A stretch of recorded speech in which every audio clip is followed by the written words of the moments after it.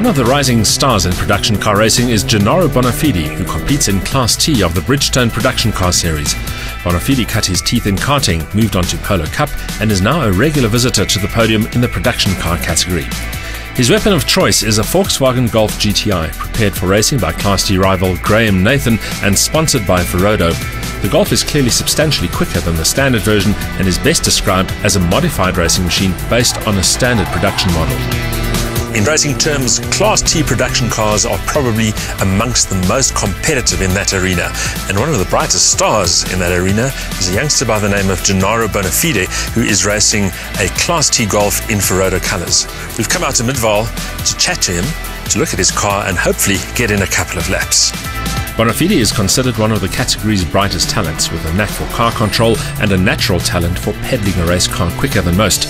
After 3 years in Polo Cup, he moved to production cars in 2010 and won first time out in what is a toughly contested class. Class T it's hot out there. Some serious heat in the races, that's for sure. The drivers you're racing against are at the top of the food chain, you know what I mean? Formato's been overseas plenty. Graham's won lots of local championships. Tell me a bit about the Golf. Well, I mean, obviously it's not a standard Golf. I mean, it looks standard from the outside. I mean, it's got a fully built roll cage in it from Volkswagen Motorsport.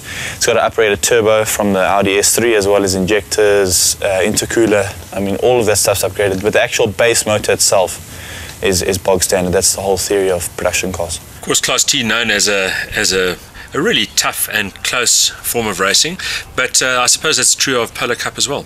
No, look, for coming from Polo Cup, I mean, there's 25 entries and it's a boxing match out there, so you really learn your ropes through that.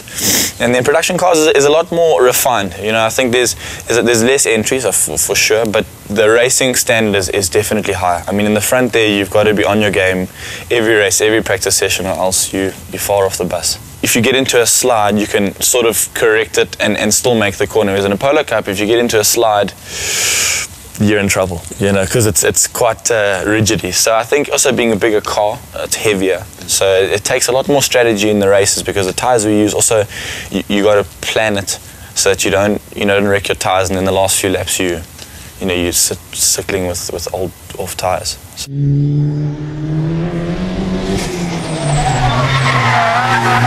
What's the best part of the Golf in terms of driving it? It never fails. You know, I mean, the reliability is, over the last 2 years, we've hardly had any failures with the thing. I mean, the other guys, you know, they have this things breaking, engines breaking and that, and we just keeps on pumping out the results. The body of Gennaro's Golf GTI has been stripped of all its interior bits, seam welded for strength and rigidity, and fitted with an integral roll cage. The suspension features rose joints and is fitted with adjustable Sachs dampers. Brakes are standard, but obviously fitted with Ferodo competition pads. The stock 6-speed manual gearbox gets a limited slip diff, while one-make semi-slick tyres are the same for all competitors.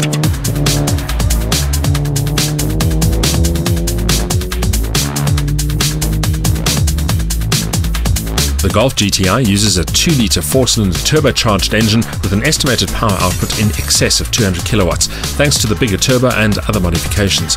Compare that to the 155 kilowatt of the normal version and you get some idea of the car's performance potential.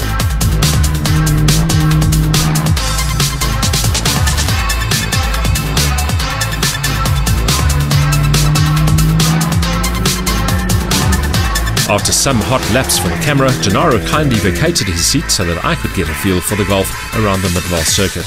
The young Bonafide is considerably taller than me, so reaching the pedals became a challenge, as was seeing out of the car because the seat is mounted quite low. But nothing was going to stop me from driving the Golf, and soon I was exiting the pit lane for a first-hand impression of the car's capabilities.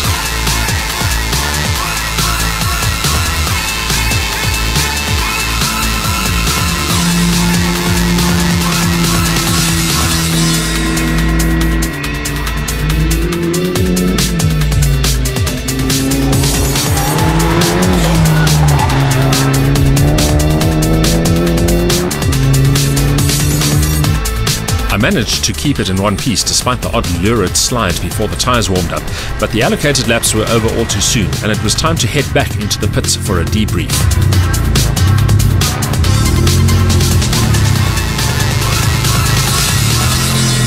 Wow, what a really nicely sorted car, lots of torque. especially in the mid-range.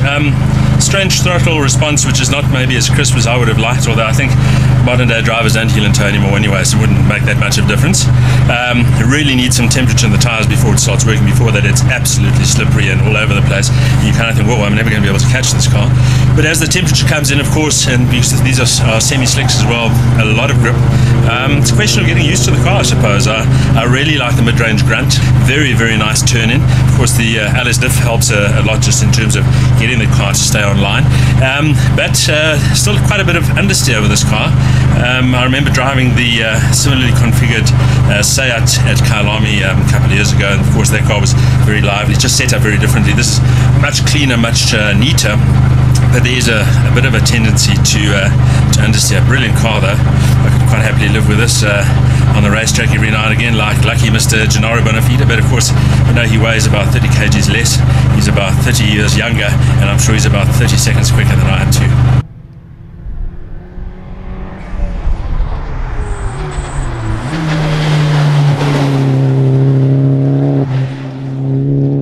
You've come from karting, Polo Cup, Class T.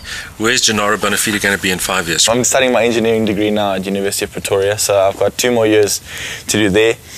Hopefully we'll get to Class A, and hopefully go overseas, try and go for a couple of tests over there and see where we go with Ferodo. You know, hopefully they're a long-term partnership.